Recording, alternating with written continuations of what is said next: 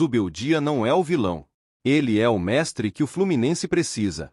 Zubeldia chegou ao Fluminense em meio a um turbilhão de expectativas, críticas, cobranças e comparações injustas.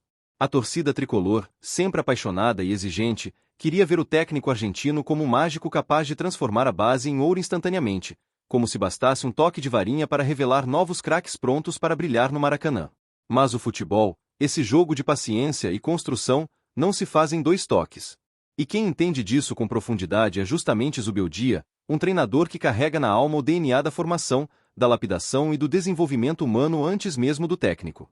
O argentino tem sido alvo de questionamentos por não lançar imediatamente uma leva de jovens da base tricolor no time principal. Nomes como Riquelme, Júlio Fidelis e Davi Suinda aparecem com frequência nas conversas das arquibancadas e nas redes sociais, acompanhadas de aquele clássico coro: "Bota o menino pra jogar". Mas Zubeldia, com a serenidade de quem conhece as armadilhas da pressa, tem uma visão diferente. Uma visão que poucos enxergam no mundo em que tudo precisa ser imediato, em que 2 boas atuações já viram manchete e 2 ruins já decretam o fim de uma carreira. Quando o treinador fala que todo o entorno faz o garoto acreditar que é o melhor, ele não está criticando o jovem, mas alertando sobre algo que qualquer torcedor que ama o futebol de verdade deveria compreender. A base é um caminho de construção, não um palco de consagração precoce. Hoje, o menino de 18 anos faz um golaço e já é comparado com ídolos consagrados. As redes sociais inflam o ego, os empresários pressionam, a família se envolve, e a cabeça do garoto, que deveria estar aprendendo, acaba girando num turbilhão de expectativas. Zubeldia vê isso de perto e fala com propriedade. Ele próprio foi um jogador promissor na Argentina, disputou o Sul-Americano e Mundial Sub-17 e Sub-20 pela seleção, e conheceu a dureza do futebol quando uma lesão no joelho interrompeu a carreira prematuramente. Ainda muito jovem, fez a transição para a beira do campo, mergulhando de cabeça no trabalho de formação no Lanús, o mesmo clube que moldou sua mentalidade de técnico cuidadoso, atento e exigente. Aos 23 anos, enquanto muitos ainda estavam tentando se firmar como atletas, ele já iniciava um legado de formação. Não é qualquer treinador que pode se orgulhar de ter lançado jogadores como Rodrigo de Paul, hoje símbolo da garra argentina no Atlético de Madrid, ou o goleiro Marchesin, que brilhou no futebol brasileiro. Também passaram pelas suas mãos laterais como Bernabei, Aguirre e Estupina, e atacantes como Flaco Lopes, todos lapidados sob seu olhar clínico. Zubeldia conhece o processo de dentro para fora. Ele sabe que a transição de um garoto da base para o profissional não depende apenas de talento, mas de maturidade, de tempo, de paciência, e de um ambiente que não destrua o sonho do jogador antes que ele possa amadurecer.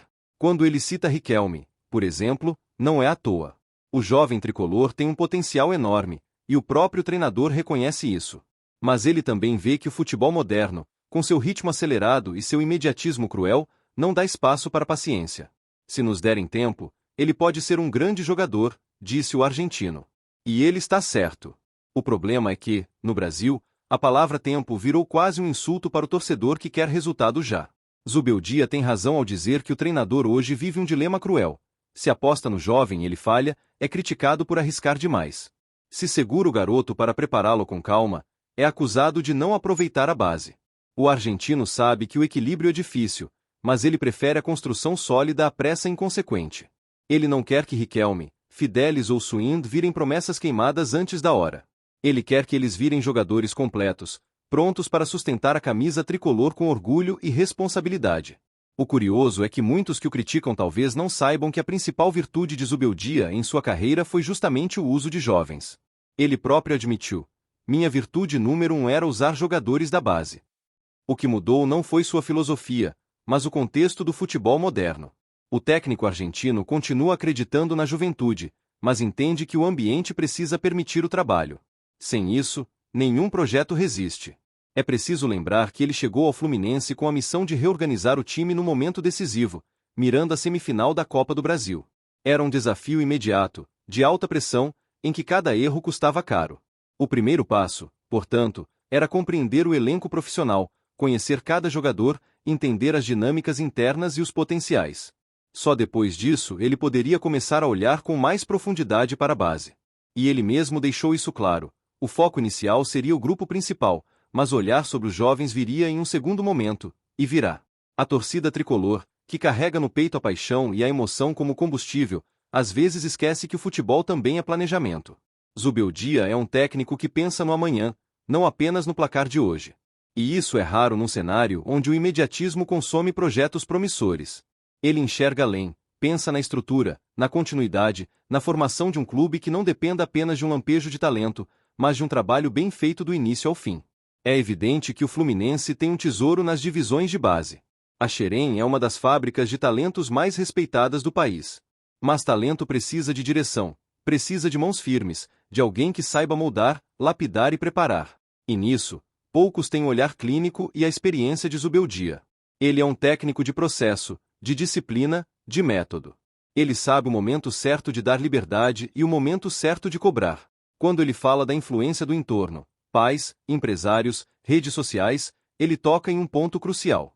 Quantas promessas já não se perderam porque acreditaram que estavam prontas antes do tempo? Quantos talentos não foram engolidos pela vaidade e pela pressão? O argentino entende que o papel do treinador vai muito além de escalar ou substituir. É educar, orientar, proteger o jogador de si mesmo e do mundo ao redor.